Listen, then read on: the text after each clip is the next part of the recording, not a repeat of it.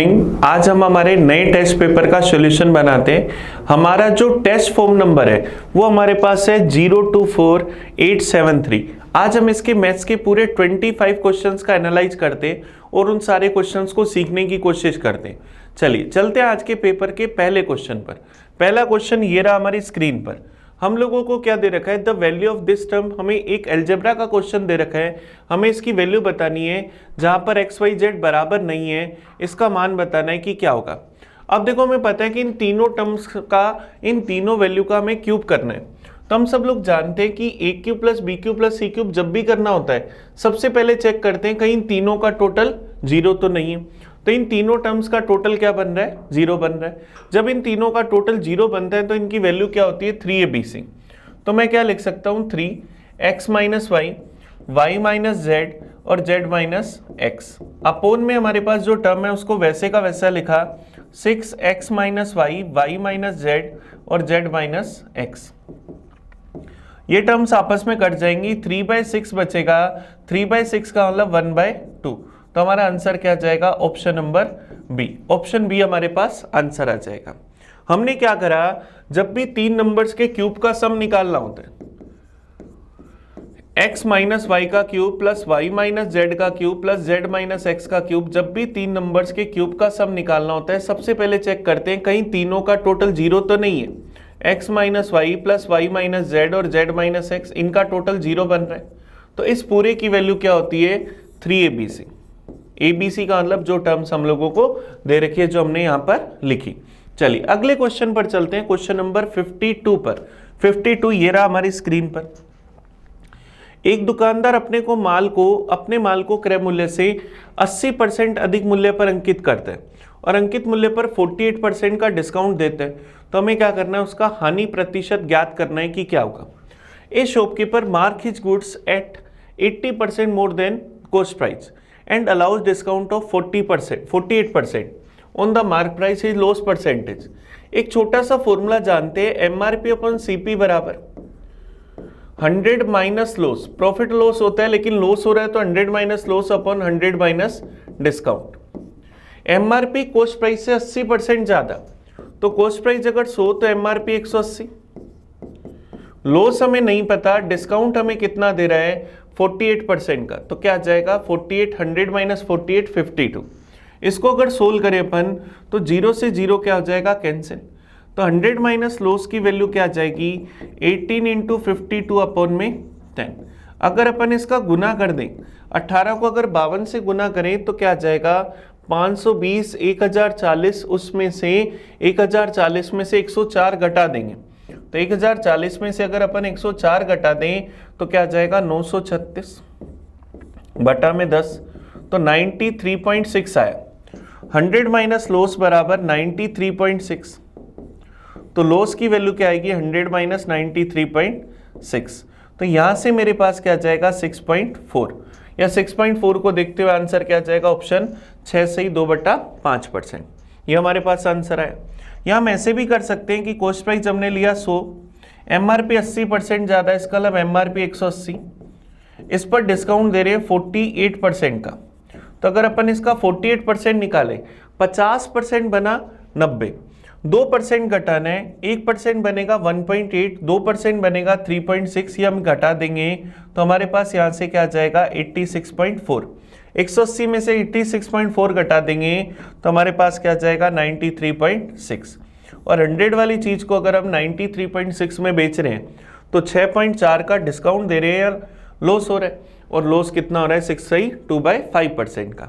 चलिए अगले क्वेश्चन पर चलते हैं, 53 पर। 53 ये रहा हमारे सामने। एक त्रिभुज की 3 भुजाएं इतनी इकाई हैं, तो हमें इसमें से बताना है कि कौन सा सही है। अब देखिए ध्यान देना, हमें पता है त्रिभुज की तीसरी भुजा 924 और एस दे रखी। एस का मान क्या होगा, दोनों के टोटल से छोटा।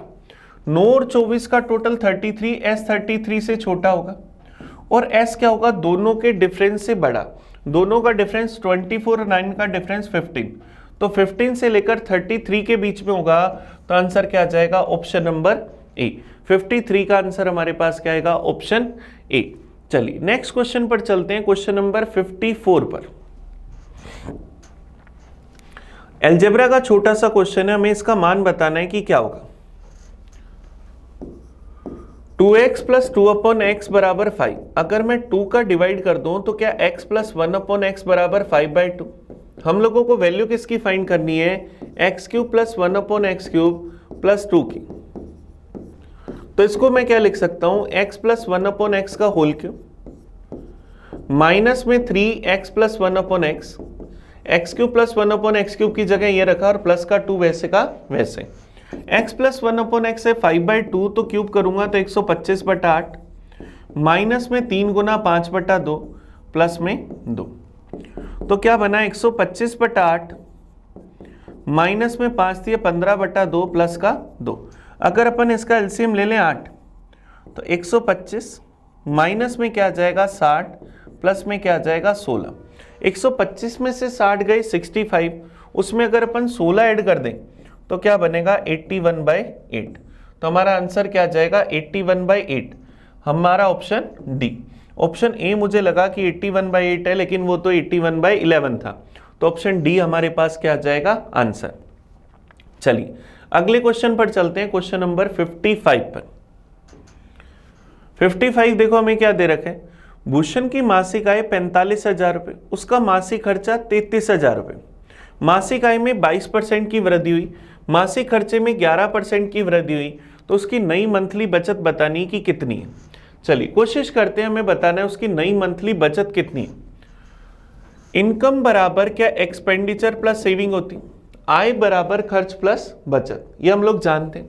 इनकम है 45,000, एक्सपेंडिचर है 33,000, तो इसमें से बचत कितनी होगी 12,000। 45,000 रुपए में से अगर उसने क्या करा 33,000 रुपए, 33,000 रुपीज उसने अगर खर्च करे तो बचे कितने 12,000।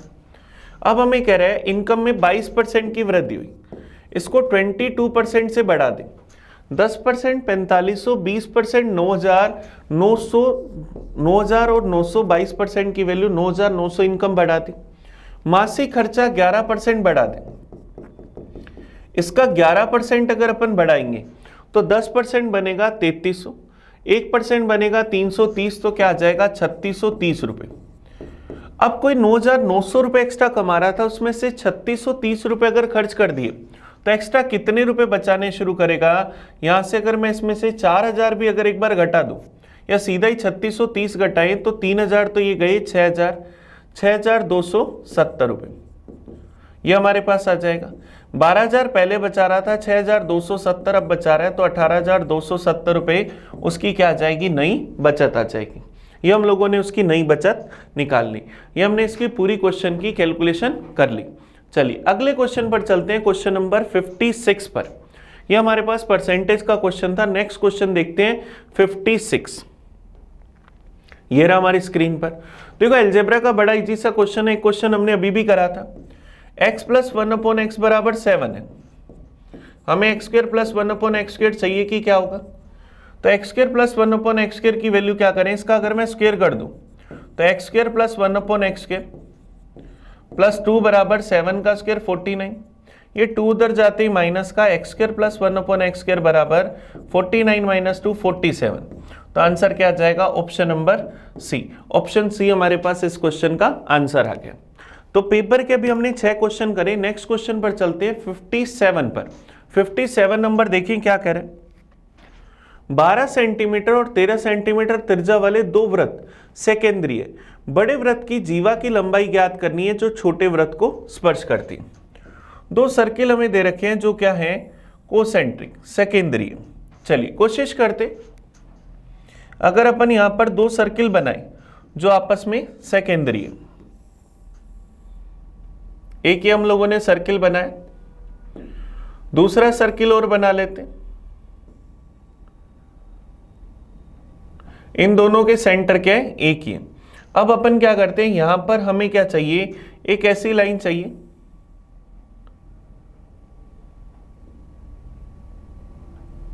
ये हमारे पास जीवा आ गई। बड़े वृत्त की जीवा की लंबाई ज्ञात करनी है जो छोटे वृत्त की क्या है स्पर्शिका। चलिए कोशिश कर लेते हैं। ये सेंटर लिया, ये स्पर्श रेखा थी, इसको नाम दिया ए, इसको नाम दिया बी, ये सेंटर हो, तो छोटे वाले वृत्त की त्रिज्या 12, बड़े वाले सर्किल की रेडियस 13, ये राइट एंगल बनेगा, ये 12 ये 13 तो ये 5, AM की वैल्यू 5 तो BM की वैल्यू भी 5, तो AB की वैल्यू 5 + 5 क्या आ जाएगी 10 सेंटीमीटर। तो मेरे पास क्या आ जाएगी, इसकी लेंथ क्या आ जाएगी 10 सेंटीमीटर।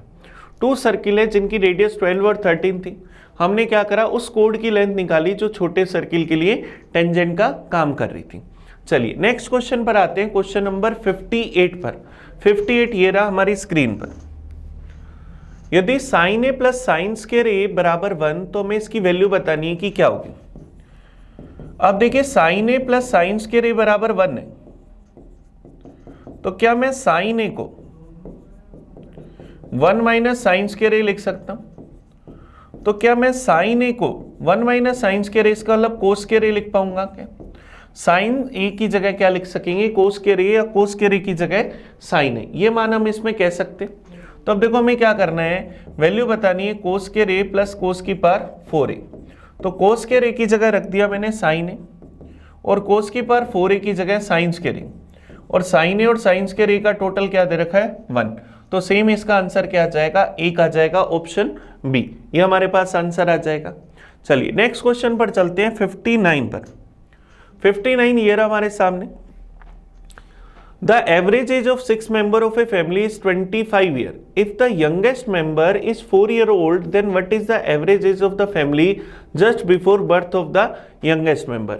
हमें कह रहे एक परिवार के 6 सदस्यों की औसत आयु 25 साल है, सबसे छोटा सदस्य 4 साल का है, तो उसके जन्म के समय से ठीक पहले परिवार की औसत आयु कितनी थी। देखो एक फैमिली में मेंबर्स कितने, 6, इनकी एवरेज एज हम लोगों को क्या दे रखी है 25 ईयर, तो इनका टोटल क्या हो जाएगा 25 × 6 150। इसमें से एक मेंबर है सबसे छोटा 4 साल का, जब वो पैदा हुआ उससे पहले सब लोग 4-4 साल छोटे थे, तो 6 मेंबर थे, सबकी टोटल एज कितनी कम होनी चाहिए 6 × 4 24। 24 कम कर देंगे तो मेंबर बचेंगे 5, और एज क्या आ जाएगी 126। इन पांचों मेंबर की एवरेज एज क्या होगी 126/5, तो क्या आ जाएगा मेरे पास 25.2 ईयर। तो क्या आ जाएगा, उसके जन्म से पहले परिवार के सदस्यों की औसत आयु क्या थी 25.2 ईयर। सबसे हमने 4-4 साल, इसका मतलब 24 साल कम करा, 126 हुई, कितने लोगों की एज 5 लोगों की एज, तो एवरेज क्या आ गया 25.2। नेक्स्ट क्वेश्चन पर चलते हैं 60, आज के पेपर का क्वेश्चन नंबर 10। ये रहा हमारी स्क्रीन पर। कोट थीटा बराबर 9/17 है, तो हमें कोसेक² थीटा की वैल्यू चाहिए कि क्या होगी। कोट थीटा,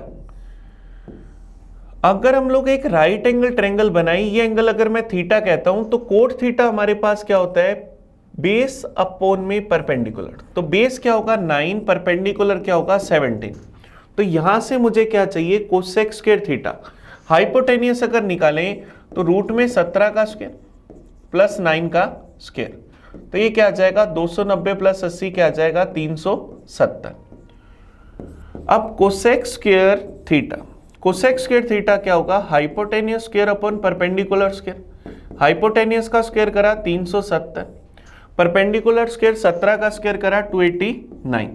तो 370 में अगर मैं 289 का डिवाइड करूं तो भाग चला जाएगा एक बार, बच जाएगा 81, 1 से 81/289, ये हमारा आंसर आ जाएगा। तो हमारा आंसर क्या आ जाएगा ऑप्शन नंबर डी। चलिए अगले क्वेश्चन पर चलते हैं, क्वेश्चन नंबर 61 पर। 6% वार्षिक साधारण ब्याज पर किसी धनराशि का कितने समय के लिए निवेश किया जाना चाहिए ताकि उसके मूल्य में 40% की वृद्धि हो जाए। इसका मतलब मैं यहां से क्या कह सकता हूं कि अगर भैया प्रिंसिपल था 100 रुपए, 40% की वृद्धि होनी चाहिए, इसका मतलब अमाउंट कितनी बननी चाहिए 140 रुपए। इसका मतलब सिंपल इंटरेस्ट कितना चाहिए 40 रुपए। सिंपल इंटरेस्ट 40 रुपए चाहिए, किस रेट से 6% से। टाइम बताना है तो टाइम हमारे पास क्या होगा 40 रुपए का ब्याज हमें चाहिए 6 रुपए 6% की दर से, तो 40/6 क्या जाएगा 6 से 4/6 या 6 से 2/3 साल। तो टाइम क्या ले सकते हैं 6 से 2/3 साल। ये हमने डायरेक्ट करा, आप चाहो तो टाइम का फॉर्मूला भी लगा सकते हो, SI × 100/P × R। तो SI 40 × 100 प्रिंसिपल 100 रेट 6%, तब भी क्या बनेगा 6 से 2/3 साल। ये हमारा आंसर आ जाएगा। चलिए नेक्स्ट क्वेश्चन पर चलते हैं, क्वेश्चन नंबर 62 पर। 62 ये रहा हमारी स्क्रीन पर। देखिए हमें क्या करें, 6 सेंटीमीटर त्रिज्या वाले वृत्त के बिंदु ए पर एक स्पर्श रेखा AB केंद्र O से होकर एक रेखा बिंदु B पर मिलती है। OB बराबर 10 है, तो हमें AB की लंबाई बतानी है कि क्या होगी। चलिए कोशिश करते। 6 सेंटीमीटर रेडियस वाला हमारे पास एक वृत्त है जिसमें बिंदु A पर एक स्पर्श रेखा AB है। ये हमारे पास एक AB स्पर्श रेखा है जो सर्किल को A बिंदु पर स्पर्श करती। OB की वैल्यू हम लोगों को दे रखी है 10 सेंटीमीटर। सर्किल की रेडियस हम लोगों को दे रखी है 6 सेंटीमीटर। तो हमें इस AB की लेंथ बतानी है। तो ये एक राइट एंगल ट्रायंगल बन रहा है, तो AB की लेंथ क्या आ जाएगी 8 सेंटीमीटर। ऑप्शन क्या आ जाएगा, ऑप्शन डी, क्योंकि हम लोगों को पता है ट्रिपलेट रेशियो बन रहा है, 6, 8 और 10 क्या होते हैं ट्रिपलेट रेशियो में। चलिए नेक्स्ट क्वेश्चन पर चलते हैं, क्वेश्चन नंबर 63 पर। 63 देखिए हमें क्या दे रखा है। देखो 63 क्वेश्चन हमारे पास थोड़ा बड़ा सा है, पढ़ते हैं क्या कहते हैं। सुएस एक 3.15 मीटर लंबे पेड़ और एक 11.25 मीटर ऊंची इमारत इस प्रकार से उसके बीच में खड़ा है कि हमें जमीन पर उसके आधार एक रेखा में तथा पेड़ और सुभाष और इमारत के बीच में स्थित है।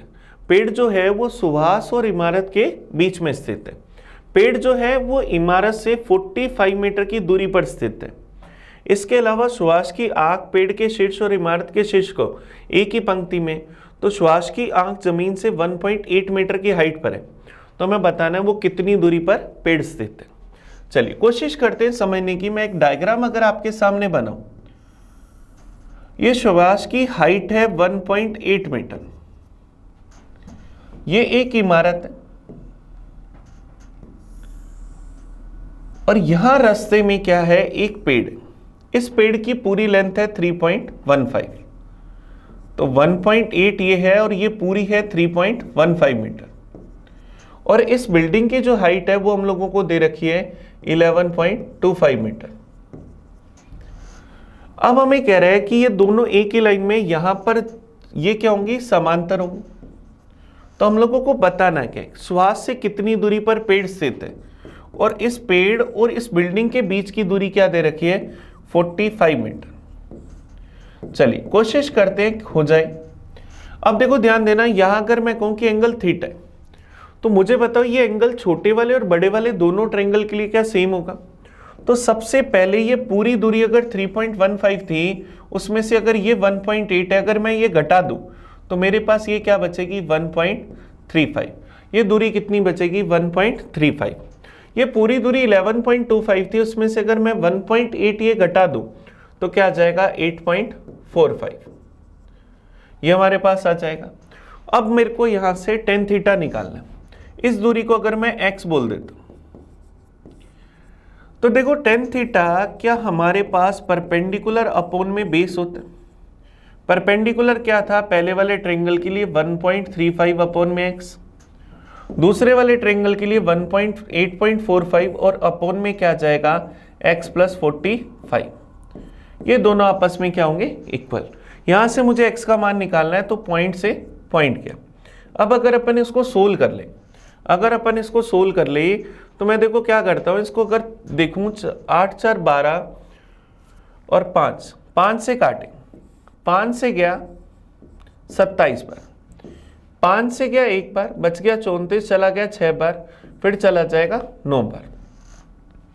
ये मेरे पास बना 27 और 169। अगर अपन इसको 1.8 घटाएं तो 8.2, 9.2, ये 9.45 बनेगा भाई।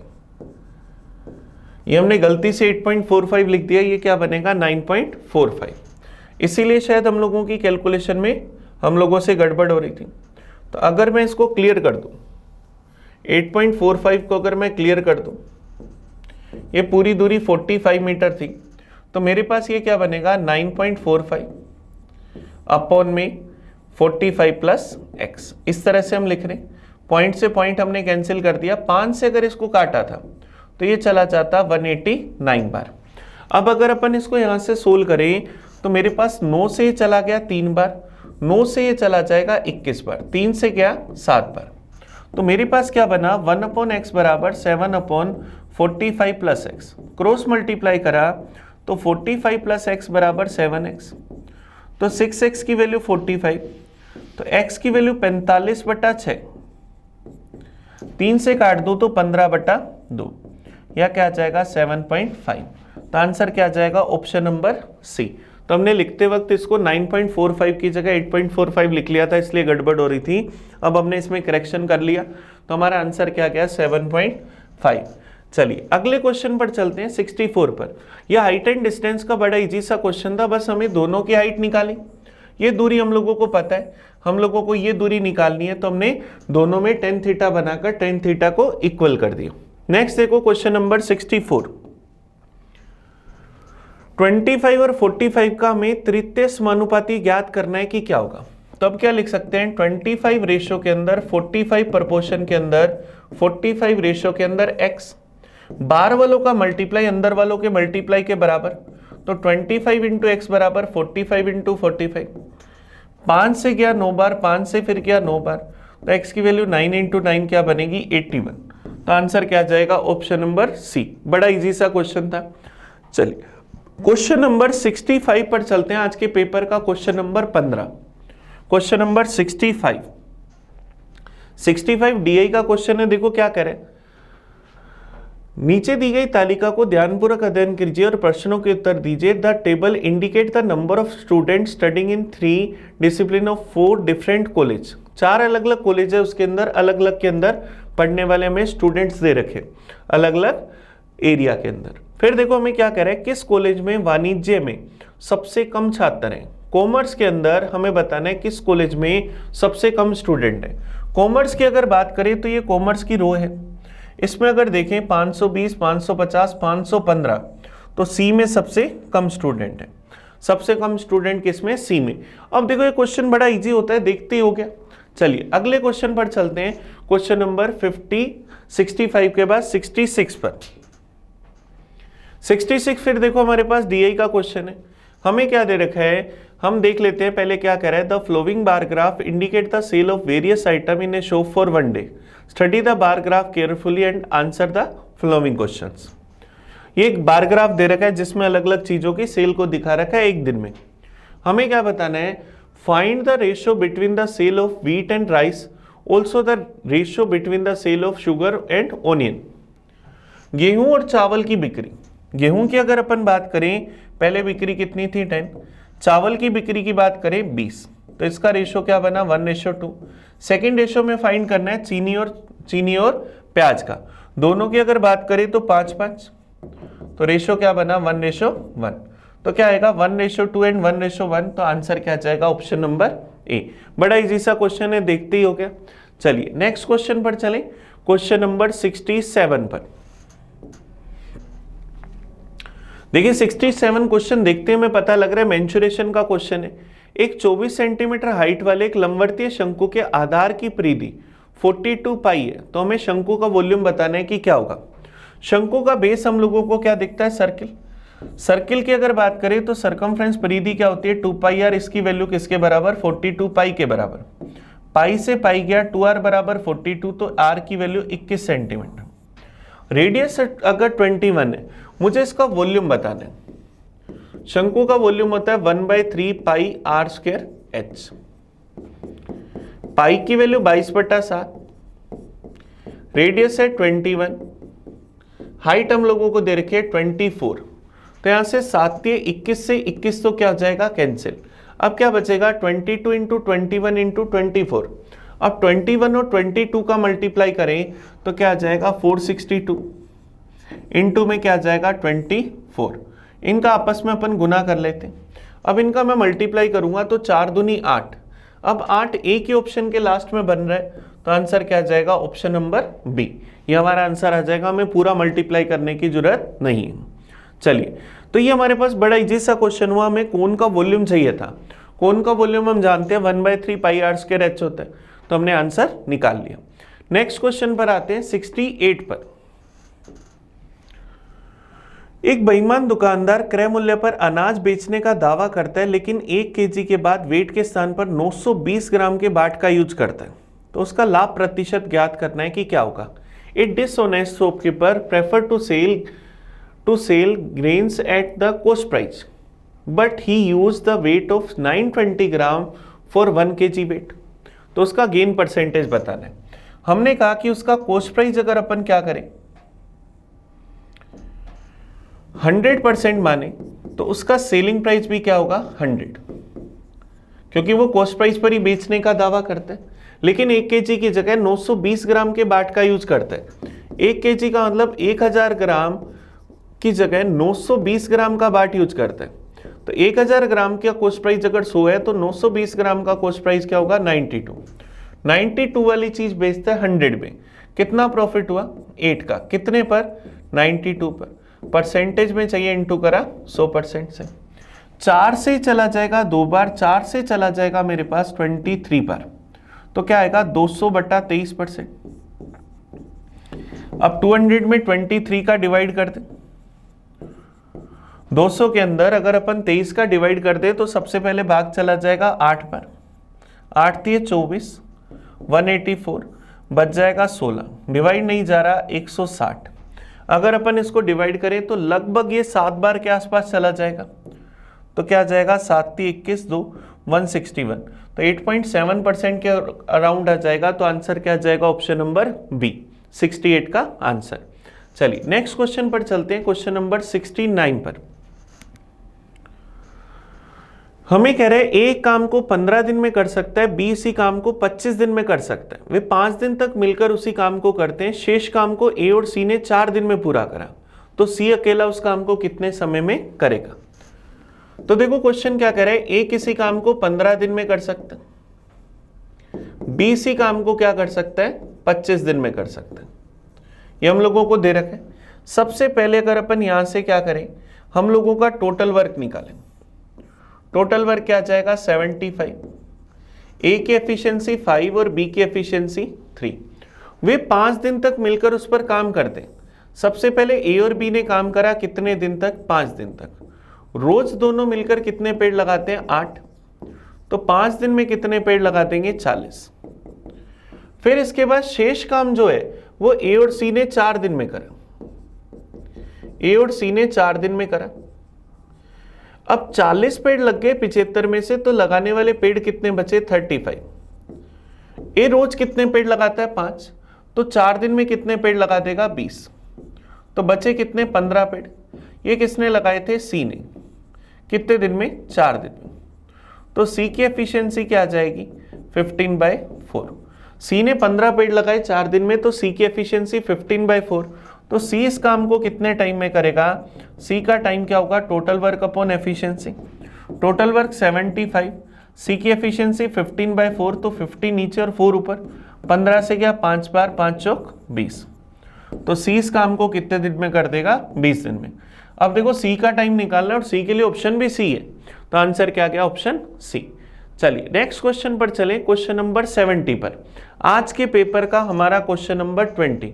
हम लोगों ने अभी तक 19 क्वेश्चन कर लिए, सारे क्वेश्चन बड़े इजी थे। क्वेश्चन नंबर 70 देखिए, हमें क्या कह रहे हैं, जीनत और नसरीन 1.2 किलोमीटर की एक वर्तीय दौड़ में भाग लेती हैं। एक ही बिंदु से एक ही समय पर इतनी स्पीड से दौड़ शुरू कर लेती हैं। यदि वे एक ही दिशा में दौड़ रही हैं तो कितने समय बाद पहली बार वो स्टार्टिंग पॉइंट पर मिलेंगी। चलिए देखिए ध्यान देना, हमें क्या करना है, इनका मिलने का प्रारंभिक बिंदु पर कितने समय बाद मिलेंगी, मिलने का टाइम बताना है। मिलने का टाइम हम लोगों को पता है कि सभी के द्वारा एक चक्कर लगाने में लगने वाले टाइम का एलसीएम। तो डिस्टेंस क्या दे रखी है 1.2 किलोमीटर, थोड़ा बड़ा लिख लेते हैं इसको। डिस्टेंस हम लोगों को क्या दे रखी है 1.2 किलोमीटर। जीनत की स्पीड है, जीनत की स्पीड हम लोगों को दे रखी है 18 किलोमीटर पर आवर। तो उसको कितना टाइम लगेगा, डिस्टेंस अपॉन स्पीड 1.2 अपॉन 18। अगर ये इस मिनट में बदलना चाहे तो 60, पॉइंट हटाया बटा में 10, 0 से 0 गया, 6 से गया 3 बार, 12/3 क्या लगेगा 4 मिनट। जीनत को एक चक्कर लगाने में कितना टाइम लगा, 4 मिनट। जबकि अगर अपन बात करें नजरीन की, नजरीन को कितना टाइम लगेगा, नजरीन का टाइम निकाले तो वही distance upon speed, distance 1.2, speed उसकी कितनी 27, मिनट में बदलना, इंटू करा 60 से, पॉइंट हटाया बटा में 10, 0 से 0 गया। अब मैं अगर इसको 3 से काट दूं, ये गया 4 बार, ये गया 9 बार। 3 से अगर इसको मैं यहाँ से काट दूं, 3 से अगर मैं इसको काटता हूँ, ये गया 2 बार, ये चला गया 3 बार, तो 8/3 मिनट। तो दोनों का टाइम आ गया 4 मिनट और 8/3 मिनट। मिलने का टाइम निकालना है तो इनका एलसीएम निकाल लिया, तो एलसीएम क्या जाएगा 8। तो वो कितने मिनट के बाद मिल जाएंगे, 8 मिनट के बाद। तो क्या होता है, जब भी वर्तीय पथ पर मिलने की बात करता है तो सभी के द्वारा एक चक्कर लगाने में लगने वाले टाइम का क्या होता है, एलसीएम, वो हमारा आंसर होता है। चलिए अगले क्वेश्चन पर चलें। अभी 20 क्वेश्चन कर लिए हमने, सिर्फ और सिर्फ 5 ही क्वेश्चन बचे। चलते हैं अगले क्वेश्चन पर, 71 पर। निम्नलिखित में से कौन सी संख्या 11 से डिवाइड नहीं है, 11 से डिवाइड नहीं है, हमें वो संख्या बतानी। तो हम क्या करते हैं, इनके डिजिट्स का सम करते हैं। हमें पता है ओड और इवन डिजिट के सम का डिफरेंस 0 या 11 का मल्टीपल जब नहीं होगा तो वही संख्या 11 से डिवाइड नहीं होगी। 6 और 4 10, 10 और 3 13 और 1 14।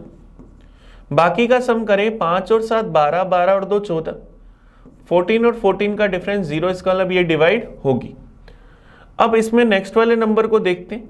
8 और 3 11, 11 और 6 क्या जाएगा 17 और 1 18। बाकी का सम देखें, 6 और 1 7, 18 और 7 का डिफरेंस 11, इसका मतलब ये भी डिवाइड होगी, मतलब होगी, इसका मतलब ये आंसर नहीं है। नेक्स्ट वाले नंबर को देखते हैं। 5 और 3 8 और 8 और 5 13। सेकेंड वाले साइड का डिफरेंस देखें तो 7 और 2 9, 9 और 6 15, 15 और 13 का डिफरेंस नहीं है, इसका मतलब ऑप्शन बी क्या जाएगा आंसर। हम लोगों को पता है कि 11 से डिवाइड करने का रूल क्या होता है, ओड और इवन पोजीशंस पर जो वैल्यू उनका डिफरेंस 0 या 11 का मल्टीपल होना चाहिए। पहले 2 इन ऑप्शनों ने सेटिस्फाई करा, बी ऑप्शन नहीं कर रहा, तो बी क्या है आंसर। नेक्स्ट देखते हैं क्वेश्चन नंबर 72। अगर ऐसा नहीं आता तो आप 11 का भाग देकर भी चेक कर सकते हो। नेक्स्ट देखिए क्वेश्चन नंबर 72। एक शोरूम में विभिन्न वस्तुओं के अंकित मूल्य को इस तरह से प्रदर्शित किया गया है कि ग्राहक को 10% डिस्काउंट देने के बाद भी शोरूम के मालिक को 20% का लाभ होता है। तो हमें क्या करना है, उनके एमआरपी और कॉस्ट प्राइस का रेशियो बताना है कि क्या होगा। ये प्रॉफिट लॉस का क्वेश्चन है, ऐसे क्वेश्चन हमने पहले भी करे हैं। एमआरपी अपॉन सीपी का एक छोटा सा फॉर्मूला होता है 100 प्लस माइनस प्रॉफिट या लॉस अपॉन में 100 माइनस डिस्काउंट। हमें कह रहा है कि वो ग्राहकों को 10% का डिस्काउंट देते हैं, तो 10% का डिस्काउंट दिया तो 100 माइनस डी कितना बनेगा, 100 माइनस 10 90, और प्रॉफिट कितना चाहिए 20% का, तो 100 प्लस 20 क्या आएगा 120। तो एमआरपी और सीपी का रेशियो निकालें, 30 से गया 4/3, तो एमआरपी और सीपी का रेशियो 4:3, ऑप्शन बी क्या आ जाएगा आंसर। तो ये क्वेश्चन हमारे पास डायरेक्ट इसी फॉर्मूले की मदद से हो गया। चलिए नेक्स्ट क्वेश्चन पर चलते हैं, क्वेश्चन नंबर 73 पर। 73 देखिए हमें क्या करें, 5x प्लस 3y बराबर 15, 2xy बराबर 6, तो हमें 5x माइनस 3y का मान बताना है कि क्या होगा। अब देखो यहां पर हम लोगों को इसकी वैल्यू बतानी है कि क्या होगी। चलिए कोशिश करते हैं। कई लोग तो इसमें xy की वैल्यू ढूंढने की कोशिश करते हैं कि भाई x इंटू वाई 3 बना तो वैल्यू 3 या 1 होगी या 1 3 होगी। 1 3 रखें तो भी सेटिस्फाई नहीं कर रहा, 3 1 रखें तो भी सेटिस्फाई नहीं कर रहा, तो वैल्यू नहीं आ रही तो चिंता नहीं करनी, हमें डायरेक्ट सोचना है कि हमें 5x माइनस 3y निकालना है। तो देखो 5x प्लस 3y बराबर 15, इसका अगर आप स्क्वायर कर दो तो 25x square plus 9y square plus 2 into 5x into 3y बराबर क्या आएगा 15 का स्क्वायर 225। तो 25x square plus 9y square, ये क्या बनेगा 5 दिए 15, 15 दूना 30, और xy का मान क्या है 3, तो 30 दिए 90, तो क्या बनेगा 225 माइनस 90 135। अब मुझे जो निकालना है 5x माइनस 3y, अगर मैं इसका स्क्वायर कर दूं तो क्या बनेगा 25x square plus 9y square minus में 2 5x इंटू 3y, और 25x square plus 9y square का मान क्या है 135, माइनस में क्या आ जाएगा 30 इंटू 3 क्या बनेगा 90।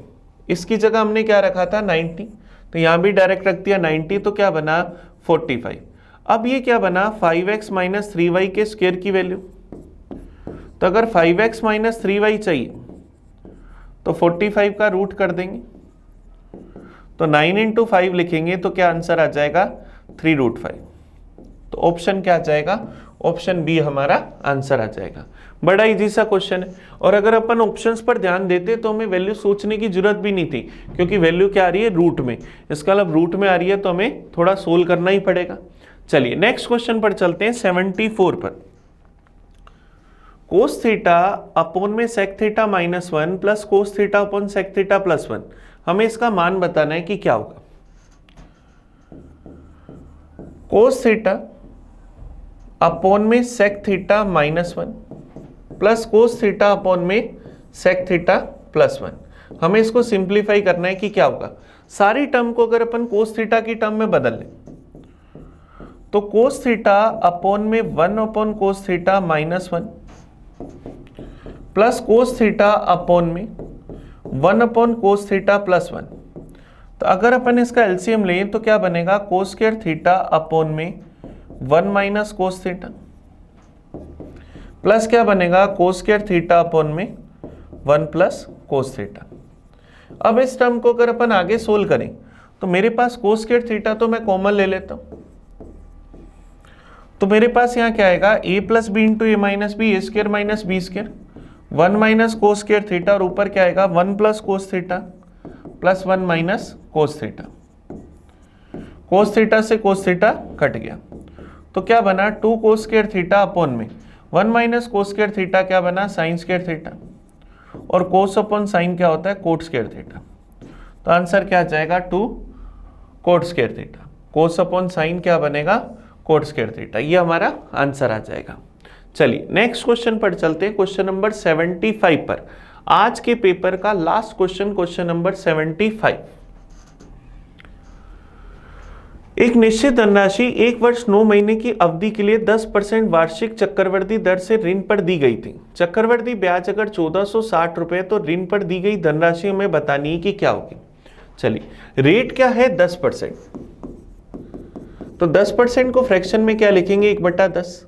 टाइम 1 साल 9 महीने 1 ईयर से ज्यादा है, तो टाइम को अगर मैं 2 की टर्म में लूं तो मैं मेरा प्रिंसिपल 10 का स्क्वायर 100 मान लूं,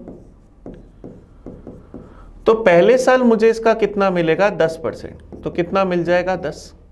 दूसरे साल फिर क्या मिलेगा इसका 10% मतलब 10, और 10 का 10% 1, तो दूसरे पूरे साल में कितना मिलता 11। लेकिन दूसरा साल पूरा नहीं है, सिर्फ 9 महीने, तो पूरे 12 महीने का इंटरेस्ट अगर 11, तो 9 महीने का इंटरेस्ट क्या होगा 11 का 3/4, तो क्या 33/4 मिलता। 10 पहले साल मिलता, तो 10 प्लस 33/4 क्या बनेगा मेरे पास, यहां से बन जाएगा 40 प्लस 33 73/4। इसकी वैल्यू मेरे को किसके बराबर दे रखी है 1460 रुपए के बराबर। मुझे प्रिंसिपल निकालना है, तो प्रिंसिपल अपन क्या करें, टोटल मेरे को प्रिंसिपल फाइंड करना है, तो मैं यहां से क्या लिख सकता हूं, मुझे पता है 1460 रुपए की वैल्यू 73/4 है, वैल्यू किसकी चाहिए 100 की, तो प्रिंसिपल की वैल्यू क्या आ जाएगी 1460 अपॉन में 73 इंटू में 4 इंटू 100, 73 से चला गया 20 बार, तो क्या आ जाएगा 20 इंटू 4 8000। तो हमारा ऑप्शन क्या जाएगा ऑप्शन नंबर डी। अब किसी के मन में ये जरूर आ रहा होगा कि 11 इंटू 3/4 कैसे लिखा। 11 हमारे पास है पूरे 12 महीने का इंटरेस्ट, 12 मंथ में अगर हमें 11 मिल रहे तो 1 मंथ में कितने मिलते 11/12, और 9 मंथ में कितने मिलते 11/12 इंटू 9, तो 3 से क्या 3 बार, ये क्या 4 बार, इसीलिए हमने 11 इंटू 3/4 लिखा, ये हमारे पास आया। अगर आप ऐसा नहीं करना चाहो तो अपने प्रिंसिपल को 10,000 भी मान सकते हो, तब आपके पास थोड़ी कैलकुलेशन और भी इजी हो जाएगी। और ऐसे भी नहीं करना चाहो तो सबसे पहले रेट थी 10%, तो पहले साल के लिए तो हम लोगों को क्या मिलेगा 10%, दूसरी बार क्या होगा 9 महीने है तो मैं पूरा 10% ब्याज नहीं मिलेगा, 10% का 3/4 भाग मिलेगा, तो दूसरी बार के लिए 10% का 3/4 पार्ट, तो मेरे पास 10% पहली रेट, दूसरी क्या जाएगी 30/4 4%। इन दोनों का नेट इफेक्ट भी निकाल सकते हो। तो ये हमने आज के पेपर के पूरे 25 क्वेश्चंस का एनालाइज करा। क्वेश्चन नंबर हमने 51 से लेकर 75 तक के सारे क्वेश्चंस करें। आप मुझे बताना इनमें कहीं भी आपको कोई कंफ्यूजन हो, कोई डाउट हो, तो मैं उनको दोबारा से कमेंट करके आपको उसका रिप्लाई करूंगा। तो आप ये पेपर को बड़े अच्छे से देखना और इससे सारे क्वेश्चंस को एनालाइज करके सीखने की कोशिश करना। तो हम मिलेंगे अगले पेपर में नए पेपर के सॉल्यूशन के साथ। तब तक के लिए थैंक यू।